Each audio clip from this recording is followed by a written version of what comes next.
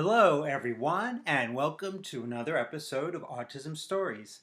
I'm your host, Doug Bletcher, the founder of Autism Personal Coach. Autistic people are the true experts of the autistic experience, and Autism Stories is where we interview autistic people to learn from their stories, experiences, and get their advice. If you'd like to be notified about each week's episode of Autism Stories, we suggest you subscribe on your favorite podcast listening platform. We would also appreciate it if you could give us a positive rating and review, as it will help others to learn about autism stories. When your spouse has a particular career, you're bound to learn a thing or two about that profession. And with my spouse being an art therapist, I've learned over the years the value of what art therapy is, and for that matter, all the creative arts can be for autistics. That's why I'm thrilled to have Jackie Schuld join this episode to discuss how art therapy can be helpful to autistics. Jackie also talks with us about coaching other therapists who are running their own private practice in helping them to achieve their goals with their businesses. We hope you enjoy today's conversation. Jackie, thanks so much for joining me today. Thank you for having me. I'd love to start out and just kind of learn, where does your story in the autistic community begin? Yes, I was thinking about this. I think to explain that, it's important for people to know I'm an art therapist. And I really think my story began when I had a client who thought she was autistic. And quite frankly, I was like, there's no way. Like, you make great eye contact. I fell into all of the stereotypical views of autism. My education in grad school was really, really basic on autism. It was like, hey, basically stimming and low eye contact. And, it was just the stereotypical stuff. And so I completely gaslit that client, meaning like I didn't help her look into that more. It is a sadness I hold, but that is really the beginning for me. And then, ironically, later in my life, my own art therapist suggested I might be autistic. And I was like, no way in hell. And then had suggested I read the book Divergent Mind. And then I was like, oh. Oh. And that was essentially the beginning for me of having a full and accurate picture of autism, as well as what it can look like for many women and non-binary folks, and really just changed how I see myself and, the work I do with clients. Now, you mentioned that you're an art therapist and a counselor who provides art therapy to women and non-binary folks. What is it about art therapy that led you want to pursue this as a career for yourself instead of just doing art on the side?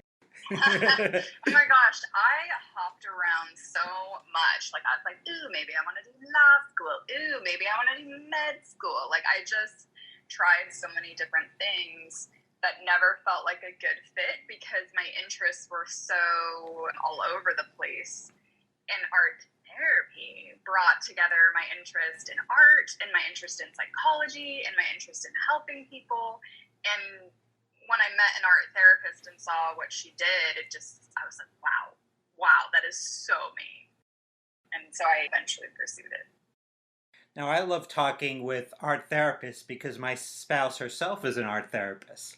And I know from talking with her over the years, we've had a lot of conversations about the misconceptions about art therapy. What would you say are some of the common ones that you kind of come across? If someone doesn't know anything about art therapy, they typically think that, like, I'm just doing art with people. Like, they don't realize, like, no, we are addressing mental health and mental well-being, and that it really is therapy. That's one. Another is people think, like, oh, the benefit is just getting your feelings out, when there are so many more benefits and ways that art therapy can be used. Like, yes, I definitely use it to help people express, but it's just boundless uses of art therapy. Now, learning about our autistic identity and other identities can be so important to our development as humans. So, from what I understand, at one point you taught an art therapy class to adolescents that focused on identity development. How do you go about teaching identity development through art therapy?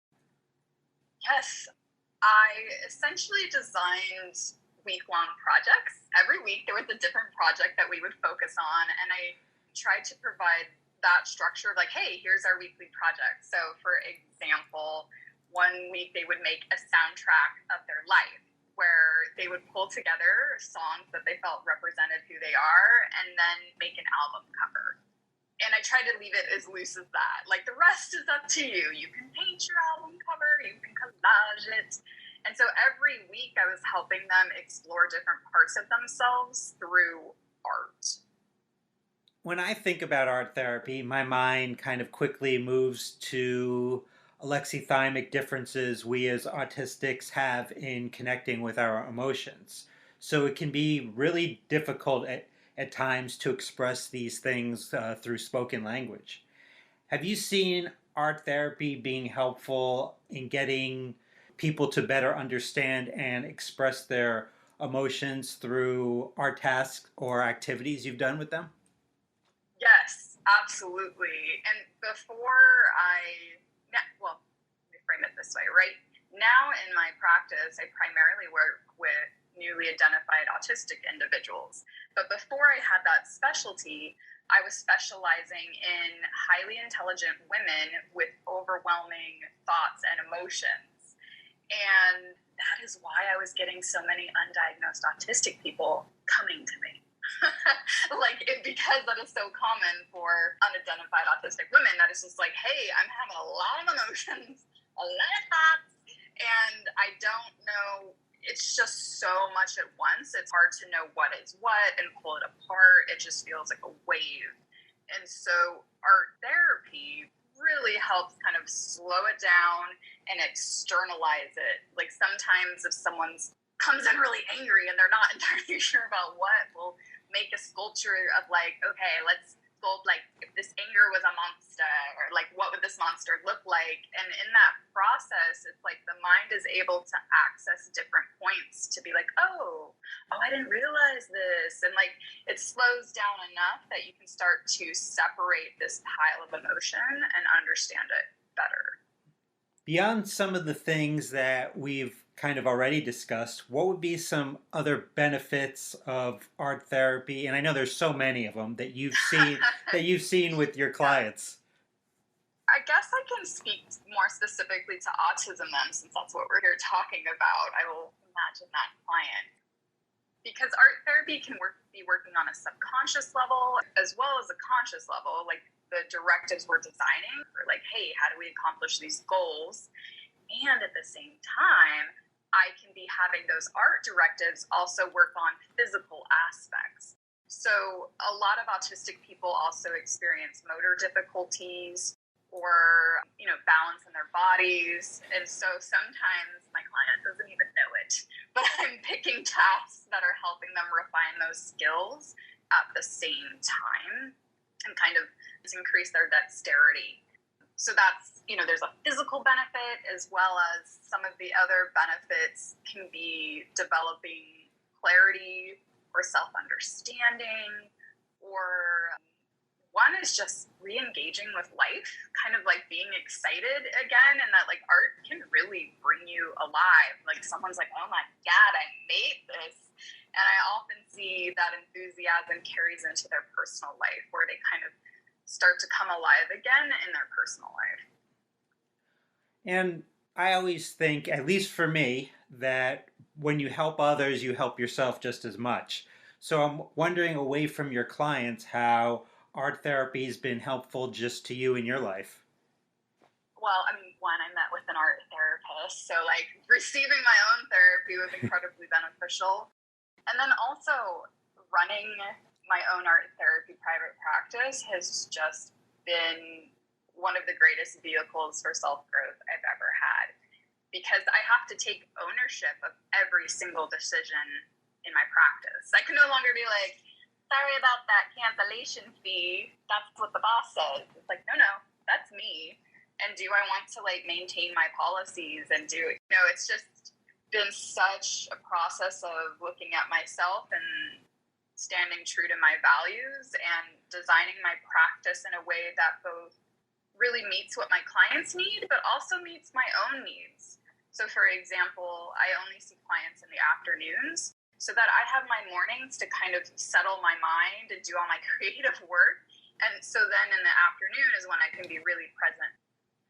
Now, I know, like, people can get this in different ways, but as an entrepreneur myself, I really identify what you said because I feel like being an entrepreneur to me is about taking responsibility for my life. So I definitely get that. And beyond your work as an art therapist, you do something that I think is really cool in that you provide business coaching for therapists who want to start their own private practice or enhance their existing private practice.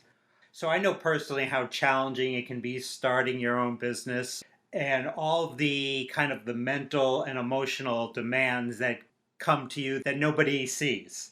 So what's been the process for you in working with these business owners so they can kind of move forward with their businesses and they can get out of that business, that practice, what they truly want to? Yeah. In the mental health field, practitioners are really taught to always put the client above themselves, and it just feeds into this myth I hate about like, you must be a martyr, you must sacrifice your well-being for others. And so a lot of therapists who come to me are really burnt out and they're seeing really high caseloads of clients, and it's just a really hard way of being when you're seeing 6, 7, 8 clients a day, and it's not sustainable. And so I love what I do in private practice coaching because it's saying like, hey, another way is possible. And it starts by making sure your needs are met first, which runs completely counter to what, this idea of like, everything is about the client. Like, yes, we want to help our clients and tailor things to them, but we first have to make sure our own needs are met so we can actually fully be present and energetic and like have our full capacity when we meet with clients. So this is my long-winded way of saying that basically once I start coaching with someone, we start with like, what are your needs? What is your capacity for how many clients can you see in a day? And what are your ideal hours for working? And so we're really tailoring their business to what's ideal for them. That's where we start.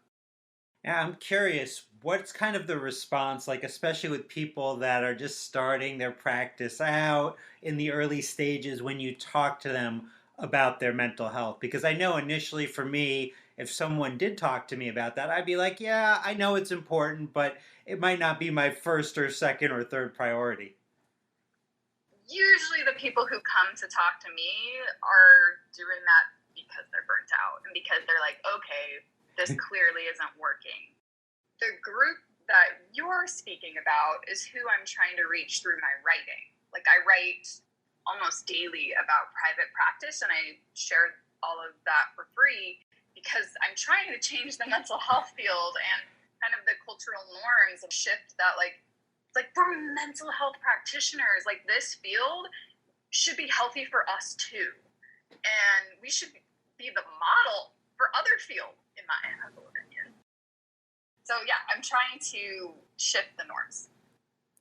And how can people learn more about your art therapy, your coaching, and your writing? Yes, I put all of my information on my website, that's just JackieSchuld.com. I share all my writing on my blog, and then of course it like repopulates into other places like my social media. Well, Jackie, it was a wonderful conversation. Thanks for making the time to talk to me. I always love talking about art therapy and coaching. No, thank you. Thanks so much to Jackie for the conversation. To learn more about Jackie, please check out the link in the podcast description for this episode.